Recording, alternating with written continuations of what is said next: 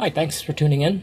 Randy Marcotte speaking here, and I want to talk about some of the mobile or home office cameras that we see a lot in the field. If you have any questions about this, you can reach us at support@perfectvc.com, and you can reach the team at 516-282-2812 or sales@perfectvc1.com.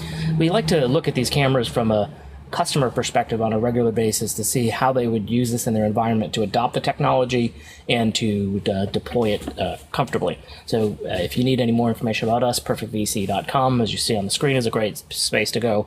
And then I'll just navigate over to our support page. You can see our contact information. All of our service level agreements are listed there. On a lot of these cameras, oftentimes your support will come through the manufacturer, but you let us know as you're going into a support issue, and we'll help you out as best we can. We sold it to you, we should help support it. So what I'm going to do today is review kind of a laptop deployment, and I'm going to move on to the Logitech camera. I'll zoom into that just a moment. If you're ever looking for a really good audio microphone speaker for a small huddle room or conference room, the Phoenix Spider is what we're using on this demo kit. All right, so view in here, it's got a touchpad and it's a SIP integration, so really great experience of voice over IP. We reviewed the Hudley initially, and that's the camera that's plugged in and connected now. You'll see that, and I'll switch over next to the Logitech camera. And another series, we're going to do Aver and the Panacast systems. So tune into those. Should be curious. So next, up to the Brio then. A couple things you want to know. How much does it cost? How do you deploy it? And what are the ups and downs that we see it. So it's about a $200 camera. This is the 4K camera, and the 4K trend allows you as a user to do some zooming in and zooming out. All of the manufacturers have some form of camera control, and Logitech does the same thing. They have their own support page. You're welcome to go to support.logitech.com. You'll see a download sections. That's where I ended up by getting the application that I use to then control the actual Logitech camera and the experience at my desktop. So I'll pull that up in just a moment. You can also use the video conferencing software to do that. So great. So there's a camera settings app that I'll navigate to. I've already downloaded it, already done the upgrades. What's nice about this is they have an upgrade app. All the other cameras you see there will do an automatic upgrade check, and you can suppress that.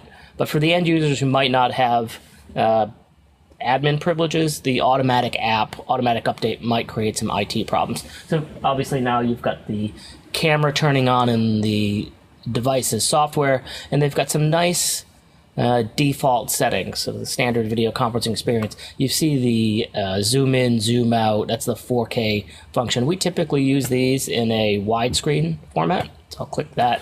Gives you better field of view.